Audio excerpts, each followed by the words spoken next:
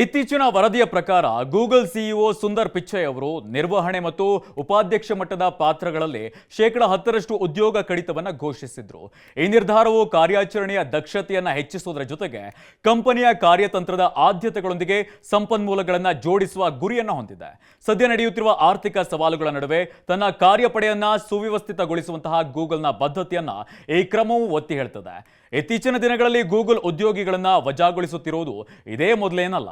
Google 2 ವರ್ಷಗಳಿಂದ ದಕ್ಷತೆಯನ್ನು ಸುಧಾರಿಸುವಂತೆ ಗಮನ ಹರಿಸಿದೆ. ಸೆಪ್ಟೆಂಬರ್ 2022ರಲ್ಲಿ ಕಂಪನಿಯು ಶೇಕಡ 20ರಷ್ಟು ಹೆಚ್ಚು ಪರಿಣಾಮಕಾರಿಯಾಗಲು ಗುರಿಯನ್ನು ಹೊಂದಿತ್ತು. ಮುಂದಿನ ಜನವರಿಯಲ್ಲಿ ಈ ಉಪಕ್ರಮವು ಐತಿಹಾಸಿಕ ಸುತ್ತಿನ ವಜಾಗೊಳಿಸುವಿಕೆಗೆ ಕಾರಣವಾಯಿತು.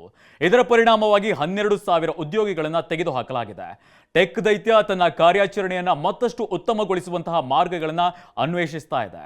ಉತ್ಪಾದನೆಗಳನ್ನು ಸುಧಾರಿಸಲು ಆಟೋಮೇಷನ್ ಹಾಗೇನೆ ಆರ್ಟಿಫಿಷಿಯಲ್ ಇಂಟೆಲಿಜೆನ್ಸ್ ಕಡೆ ಹೆಚ್ಚಿನ ಒತ್ತು ನೀಡುತ್ತಿದೆ.